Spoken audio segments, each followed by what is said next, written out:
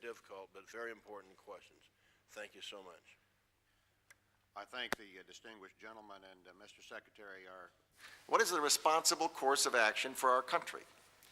Do we believe it is our responsibility to wait for a weapon of mass destruction, 9/11, or is it the responsibility of free people to do something, to take steps to deal with such a threat before such an attack occurs? Yes, Mr. Rumsfeld, I think we need weapons inspections, not war. Why are you obstructing the inspections? Is this really about oil? How many civilians will be killed? Mr. Secretary, would you suspend for a minute? And isn't this really about oil? Why is it? If we could ask the staff to see to it that our guests are escorted.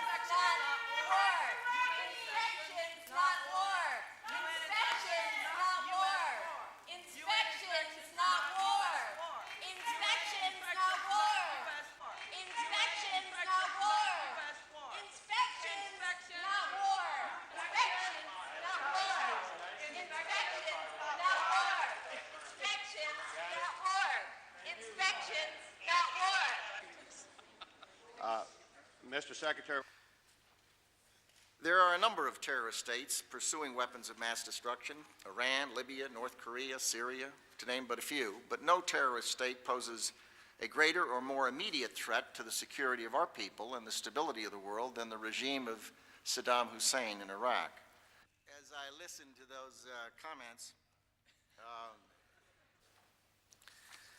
we do know that the Iraqi regime currently has chemical and biological weapons of mass destruction, and we do know they're currently pursuing nuclear weapons, that they have a proven willingness to use those weapons at their disposal, and that they've proven aspiration to seize the territory of and threaten their neighbors, proven support for and cooperation with terrorist networks, and proven record of declared hostility and venomous rhetoric against the United States. Those threats should be clear to all. But Iraq is unique.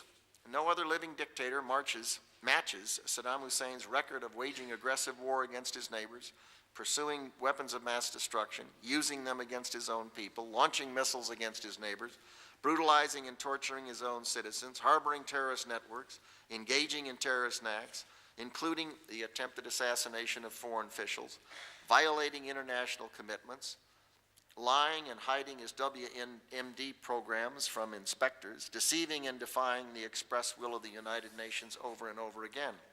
As the President told the United Nations, in one place, in one regime, we find all of these dangers in their most lethal and aggressive forms. Marks, I agree with those, and so I'll leave that point and go on to my second point. The United States, as the President indicated, is not closed to the idea of inspections as an element of an effective response. But our goal can't be inspections. It has to be disarmament. That is where the threat is. The purpose of inspections is to prove that Iraq has disarmed, which would require that Iraq would reverse its decade-long policy of pursuing those weapons. And that is certainly something that Iraq is unlikely to do. To the United Nations and the American people, his determination to remove Saddam Hussein from